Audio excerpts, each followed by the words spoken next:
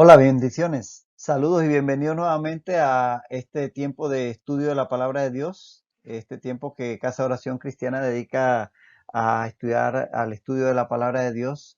Así que vamos nuevamente al Evangelio de Mateo donde nos encontramos y vamos ahí a retomar el estudio que dejamos en la lección pasada en Mateo 13.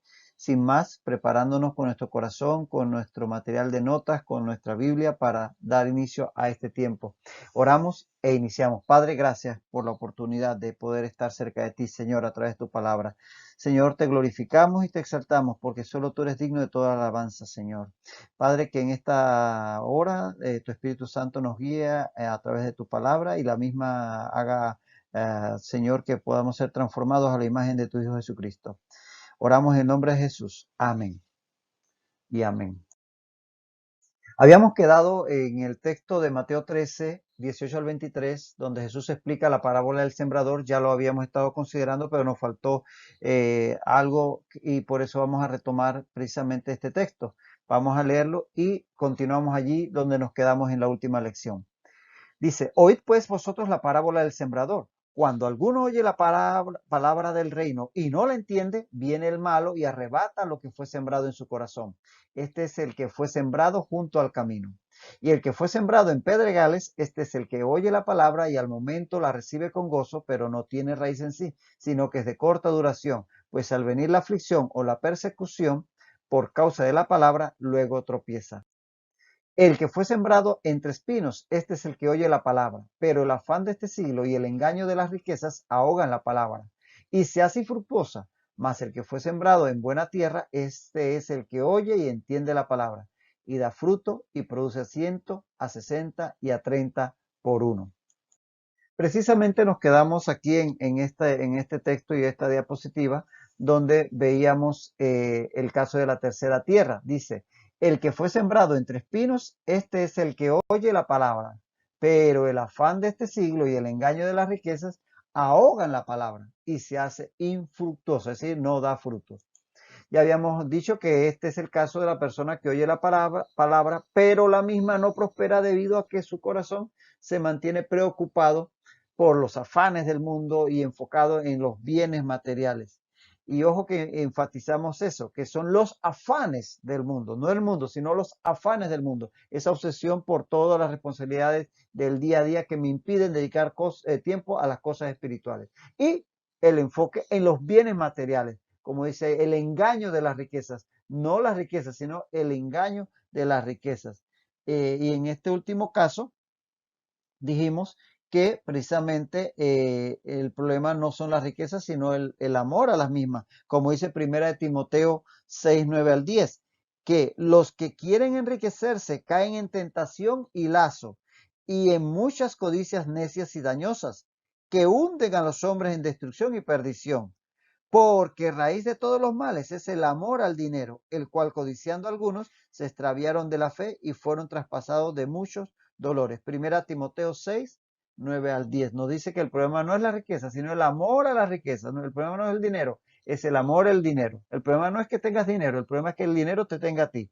Esas son las cosas que aquí representan esos espinos y esos abrojos que están ahogando la semilla. Y dijimos también que a pesar de haber oído la palabra, la misma es ahogada por las preocupaciones mundanas y no fructifica. Este es el caso de la persona donde la palabra sí llega y hasta cierto punto es recibida, pero por estar tan abrumada por las cosas de este mundo, sencillamente no llega a fructificar.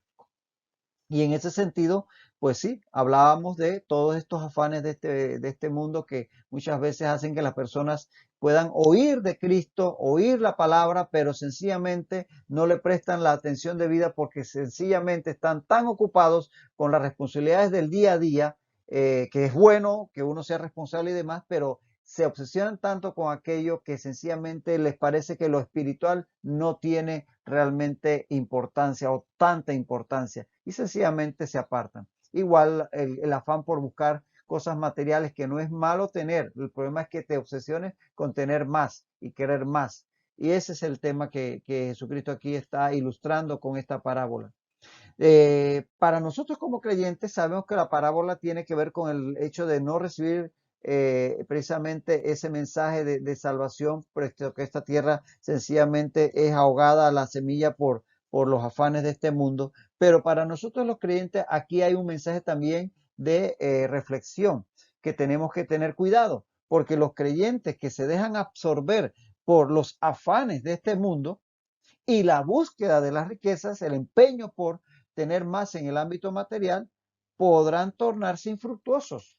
¿Por qué? Porque sencillamente todo ese afán va a absorberles en cuanto a tiempo y energía. Y por estar pendiente de las cosas de este mundo, descuidan su vida espiritual, el tiempo de oración, el estudio y meditación en la palabra de Dios, el servicio en la obra o el sencillamente congregarse. No tengo tiempo, tengo que hacer, tengo que ir, tengo que venir, mira que esto, mira que lo otro, y se van poco a poco enfriando o apartando. Entonces, cuidado con eso. Para nosotros como creyentes es una advertencia, aunque la parábola tiene que ver con la recepción de la palabra de Dios por los corazones de las distintas personas, pero para nosotros vale la pena que reflexionemos en este momento sobre ese punto. Porque dice Mateo 6:24 que ninguno puede servir a dos señores, porque o aborrecerá al uno y amará al otro, o estimará al uno y menospreciará al otro. No podéis servir a Dios y a las riquezas. Entonces, tengamos cuidado de no caer en ese error. Pero gracias a Dios hay buena tierra. La cuarta tierra dice, mas el que fue sembrado en buena tierra, este es el que oye y entiende la palabra y da fruto y produce a 100, a 60 y a 30 por uno. Aquí tenemos el caso de la semilla que cae en buena tierra, que es la cuarta de las tipos de tierra que el Señor utiliza como ejemplo en esta parábola. Y ver que cuando la persona tiene un corazón receptivo, según lo que dice aquí este texto, vemos tres características. La primera es que oye la palabra, es decir, presta atención con interés, porque lo dice ahí, que fue sembrado en buena tierra, este es el que oye primeramente la palabra. Y para oírlo, tiene que ser una persona que tiene interés en aquello, que le parece que es importante y por eso presta atención, una atención con interés, no solamente oye por oír, sino que le interesa lo que está oyendo, pero no solamente se queda con oír, porque de oír mucha gente oye, sino que lo oye con interés y entiende, porque dice oye y entiende la palabra. Fíjate que las dos cosas van unidas. No solamente es oír, sino entenderla, de qué se trata, de que es algo trascendente, que es para la vida eterna, que aceptar a Jesucristo, de eso depende de dónde voy a pasar la eternidad. Entiende la palabra, es decir, se esfuerza por comprender, porque le interesa, porque precisamente el que me interese hace que me esfuerce más en recibirla. Y es ayudado por el Espíritu Santo, porque en la medida que tú te acercas a Dios, Él se acercará a ti. En la medida que tenemos más fe para buscarle, más fe se nos agregará para poder recibirle. De tal manera que el interés inicial que muestra la persona buscando ese significado y esa comprensión es recompensado porque el mismo Espíritu Santo le da más. Así que no solamente oye, sino que también entiende y además da fruto. Dice, y da fruto. Es decir, oye, entiende y da fruto. Entonces, evidentemente lo que nos está mostrando este texto es que el corazón que recibe la palabra de Dios con fe siempre dará fruto, poniéndola en práctica. Es decir, fruto se refiere a todas las consecuencias de haber creído en Dios y poder actuar en consonancia, porque aquella persona que acepta a Jesucristo en su corazón de alguna manera va a tener cambios en su forma de hablar, en su forma de actuar, cómo trata a su esposa, a sus hijos, su forma de interactuar en el trabajo, la forma como se comporta como ciudadano e incluso en la medida que comienza a involucrarse en la obra de Dios en alguna u otra medida, comienza a tener algún tipo de cambio que hasta las personas que le conocían de siempre y que no son creyentes comienzan a observarlo y decir, oye, ya tú no hablas como antes, ya no dices los chistes de antes, ya vemos que no haces esto, ya vemos que haces aquello. De tal manera que esos son los frutos, primero en el carácter de la persona, Segundo, en sus acciones, palabras, acciones, etcétera. Y tercero, sí, ciertamente haciendo cosas para la obra de Dios. Pero primero se transforma internamente y luego se expresa externamente. Pero una cosa lleva a la otra. Por eso dice Santiago, muéstrame tu fe sin obras y yo te mostraré mi fe por mis obras. Las obras no nos hacen salvos, pero son una consecuencia inherente a una verdadera fe.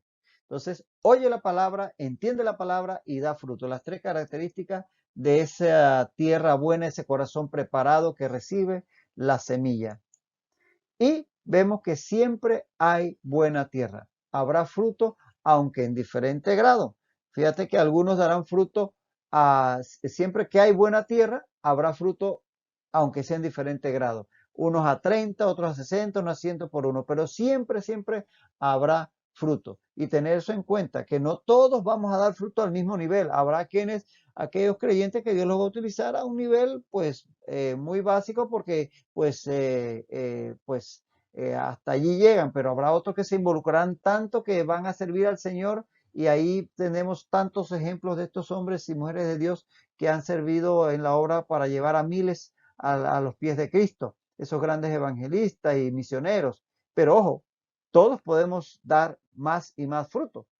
Se cuenta de Dwight Moody que una vez escuchó un mensaje que decía el predicador, este mundo todavía no ha visto lo que Dios puede hacer con un hombre que se entregue 100% en sus manos. Y Dwight Moody dijo, yo quiero ser ese hombre. Y se convirtió en uno de los más grandes evangelistas de todos los tiempos.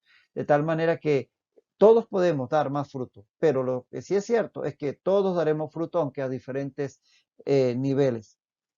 Y es que dar fruto es evidencia de nuestra unión con Cristo. Si de verdaderamente estamos en Cristo, necesariamente vamos a dar fruto. Es como las ramas de un árbol. Si esa rama está unida a ese tronco, de tarde o temprano algún fruto nacerá de esa rama. Quizá otras ramas darán más fruto, pero toda rama que esté unido al tronco del árbol, de mango, de marañón, de naranja, tarde o temprano de esa rama algún fruto tiene que salir.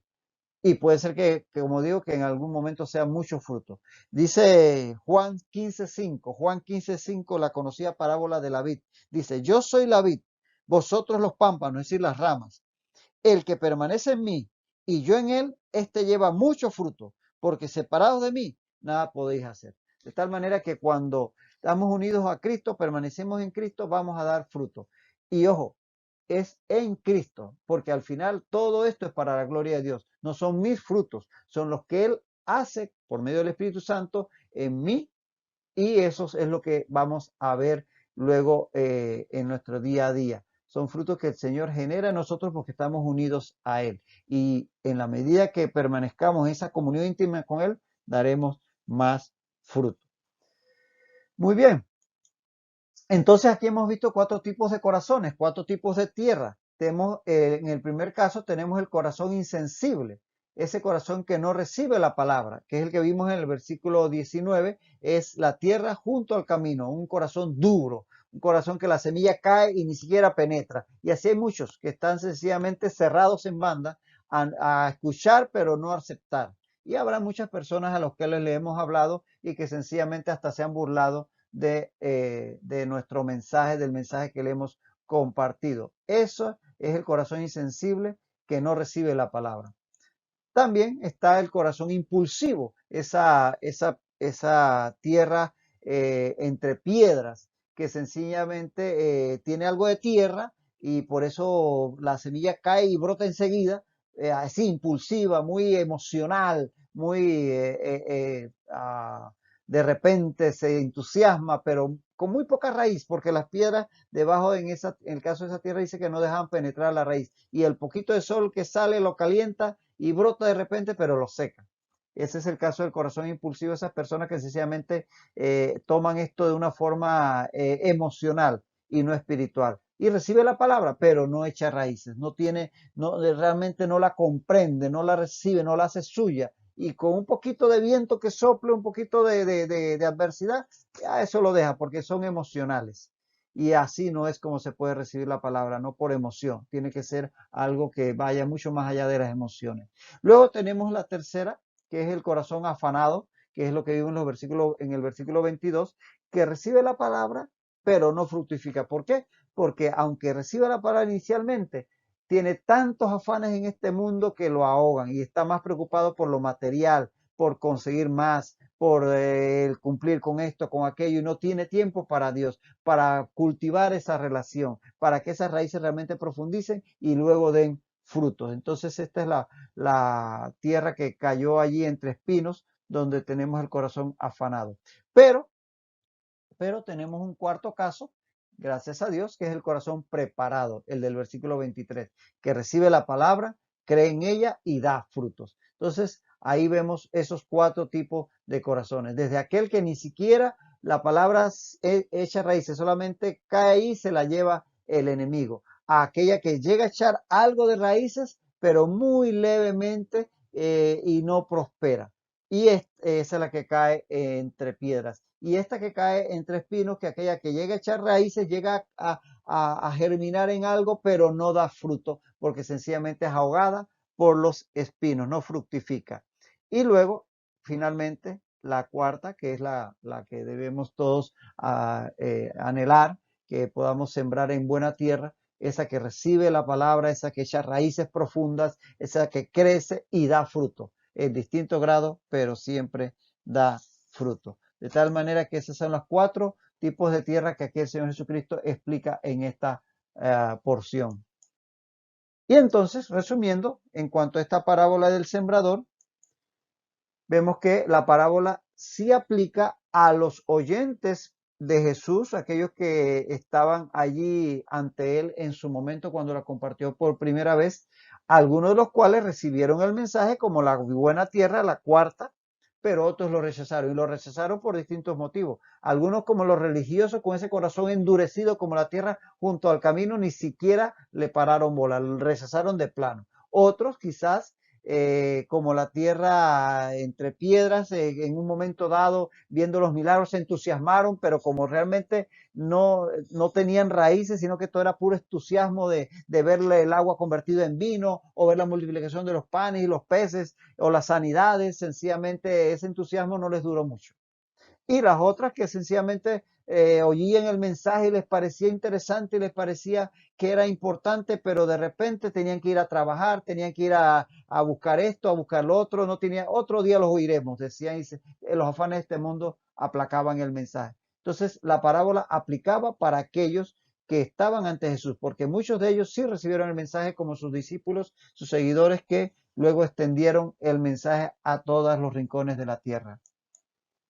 Pero que esto aplica también a todo el tiempo que va desde la venida de Jesucristo en su primera venida hasta el arrebatamiento de la iglesia, durante esta dispensación de la gracia, donde habrá quienes reciban el mensaje del Evangelio, pero muchos que le rechazarán. Entonces, como dijo Jesús, estos son las parábolas del reino de los cielos, y tiene que ver con esta dispensación en donde vemos ese tipo de comportamiento. Muchas personas rechazan el mensaje, pero sí hay otras que lo reciben. En ese sentido, saber que va a haber más personas que lo rechacen que los que lo reciben. Lo dice Mateo 7, 13 al 14. Mateo 7, 13 al 14 dice: ancha es la puerta y espacioso el camino que lleva a la perdición, y muchos son los que entran por ella. Y el 14 dice: estrecha es la puerta y angosto el camino que lleva a la vida, y pocos son los que la hallan. Entonces, ya el Señor nos había advertido, no nos extrañemos que muchos rechacen el mensaje, pero pocos sí lo reciban. Y en Mateo 20, 16 dice: muchos son llamados, mas pocos escogidos. De tal manera que Dios nos advierte, no nos extrañemos de esto, de que cuando compartamos su mensaje haya muchos que le rechacen. Dios sabe esto y nos lo advierte. Ahora, atención, no es que Dios los obliga a rechazarlo. Dios deseara que todos se salven. Lo dice la palabra, que Él desea que todos se salven. Y también lo dice ya en 1 Pedro, que desea que todos procedan al arrepentimiento. De tal manera que el deseo de Dios es que todos se salvaran, pero Él, que lo conoce todo y lo sabe todo, inclusive lo porvenir, Él sabe que muchos rechazarán la palabra. Y nos los ha dejado advertidos para que no nos desanimemos, porque sí habrá quienes le reciban. Entonces, en ese sentido, saber que va a haber muchos que le rechacen, pero va a haber quienes le acepten. Y quizás, no podemos ser dogmáticos en esto, pero el que haya 4 tierras y 3 no reciban la palabra y una sí, podría insinuar ya esto de que va a haber más gente que rechace que los que aceptan.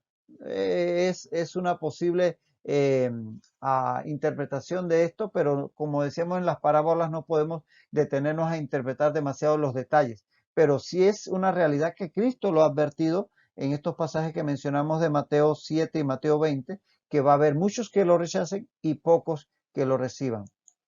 Pero el resultado de oír el Evangelio va a depender de la condición del corazón de aquellos a quienes es dirigido. Es decir, no es porque Dios decide quiénes crean y quiénes no crean. Fíjate que el sembrador, excelente, él hizo su trabajo. El sembrador salió a sembrar y lo dice Jesús, ya lo explicamos en su momento, él lo explicó aquí en este pasaje que leímos en la lección pasada, que él, el Hijo del Hombre, es el sembrador. Luego, los que hacen la labor en nombre de él. De tal manera que el sembrador no es el culpable. La semilla no es la culpable, la semilla es buena, siempre es buena la semilla. El problema es la tierra, es el corazón del hombre, que algunas veces es demasiado duro y no la recibe, u otras veces está con muchas piedras y realmente no echa raíz esa palabra. Y en algunas ocasiones sencillamente está tan afanado con tantas cosas que le abruman que no permiten que prospere la semilla. Así que el problema no viene ni con la semilla ni con el sembrador, sino con la tierra, el corazón del hombre, de cada ser humano. El resultado de oír el Evangelio va a depender de la condición de ese corazón al cual está dirigida la palabra.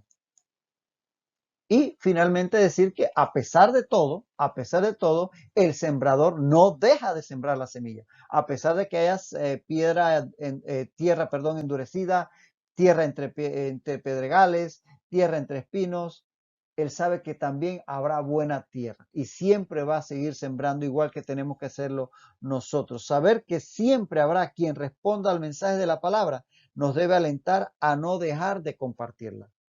Así haya muchos que lo rechacen, así haya personas que se burlen, así haya personas que la ignoren. Seguir compartiéndola porque siempre habrá buena tierra que la reciba. Y por un alma que se salve, vale la pena el esfuerzo. Vale la pena el esfuerzo, así que debemos seguir haciéndolo. Y bueno, llegamos así al siguiente texto que está en Mateo 13, 24 al 30, la siguiente parábola de toda esta enseñanza del Señor Jesús. Y vamos a introducir esta porción, vamos a comenzar a ver esta parábola. Dice así. Les refirió otra parábola diciendo, el reino de los cielos es semejante a un hombre que sembró buena semilla en su campo, pero mientras dormían los hombres vino su enemigo y sembró cizaña entre el trigo y se fue. Y cuando salió la hierba y dio fruto, entonces apareció también la cizaña. Vinieron entonces los siervos del padre de familia y dijeron, Señor, ¿no sembraste buena semilla en tu campo? ¿De dónde pues tiene cizaña? Él les dijo, un enemigo ha hecho esto. Y los siervos le dijeron, ¿quieres pues que vayamos y la arranquemos? Él les dijo, no, no sea que al arrancar la cizaña, arranquéis también con ella el trigo. Dejad crecer juntamente lo uno y lo otro hasta la siega. Y al tiempo de la siega, yo diré a los segadores, recoged primero la cizaña y atadla en manojos para quemarla, pero recoged el trigo en mi granero. Esta es la siguiente parábola que el Señor les comparte, en este caso en Mateo 13, 24 al 30. Decir que esta parábola, la del trigo y la cizaña, solo aparece en Mateo. No vamos a encontrarla ni en Marcos ni en Lucas, los otros evangelios sinópticos. Así que es una de estas parábolas, esos textos que son únicos de Mateo. ¿Por qué la recogió Mateo y los otros no? Pues posiblemente en su momento no les le dieron tanta importancia, el Espíritu Santo no los inspiró, pero aquí en este caso Mateo sí lo deja registrado. Recuerden que el propio Juan dijo que muchas otras cosas hizo Jesús y que pues si se recogieran todas no alcanzarían los libros en este mundo para ponerlas todas. Pero en este caso queda registrado en el Evangelio de Mateo, como hay otros episodios que solo están registrados por Lucas y otros que son registrados exclusivamente por Marcos. Así que eso no nos extraña. Ahora, veremos que esta parábola es explicada por Jesús más adelante en Mateo 13, 36 al 43. En Mateo 13, 36 al 43, Jesús se va a tomar tiempo para explicar esta parábola, así como hizo con la parábola del sembrador. Son las dos únicas parábolas que Jesucristo explica. Todas las demás que él comparte, por lo menos en los evangelios, no quedan relatadas sus explicaciones. Si lo hizo, pues no quedaron plasmadas en el texto. Pero por lo menos estas dos, la del sembrador que acabamos de ver su explicación, como esta del trigo y la cizaña, que la va a explicar más adelante, sí fueron explicadas por el Señor. Entonces, comencemos a ver acá lo que nos dice el Señor en esta parábola. Dice que le refirió otra parábola diciendo: el reino de los cielos es semejante a un hombre que sembró buena semilla en su campo. Es así como comienza esta historia de la parábola del trigo y la cizaña. Y esta parábola, si te fijas, presenta similitudes importantes con respecto a la anterior, respecto a la parábola del sembrador. En ambas, el Señor usa el tema de la siembra. Recordemos, insistimos en el tema de las parábolas, que para que tengan realmente una utilidad máxima, la misma tiene que tocar temas que les sean muy comunes y conocidos a los oyentes. Y definitivamente el tema de la siembra y la cosecha era un tema muy conocido por la sociedad agrícola, que era la sociedad de Israel del primer siglo. Así que aquí nuevamente Jesús va a tomar ese tema de la siembra, con algunas diferencias. Acá veremos que la semilla siempre es buena, la tierra siempre está ahí para recibir la semilla va a crecer, pero hay algo más que es sembrado por otro, que ya no es el único sembrador, el único Señor que va a estar sembrando. Pero es bastante similar en algunos aspectos, o sea, toca temas similares. Ahora, en este caso, el reino de los cielos es comparado con un agricultor que planta buena semilla en su terreno. Entonces, aquí nuevamente, recordemos, todas estas parábolas tienen que ver con los misterios del reino y aquí se va a hablar ciertamente de lo que es la dinámica del reino por medio de un agricultor que planta buena semilla en su terreno. Vamos a detenernos aquí por hoy para comenzar entonces la explicación con más detalle en la próxima ocasión y no quedarnos así como muy a medias. Pero desde ya comienza a leer el pasaje, a considerarlo en tu tiempo personal con el Señor y pues ya veremos con más detalle en la próxima ocasión esta preciosa parábola de el trigo y la cizaña y veremos más adelante, cuando el Señor la explique, también su significado en profundidad.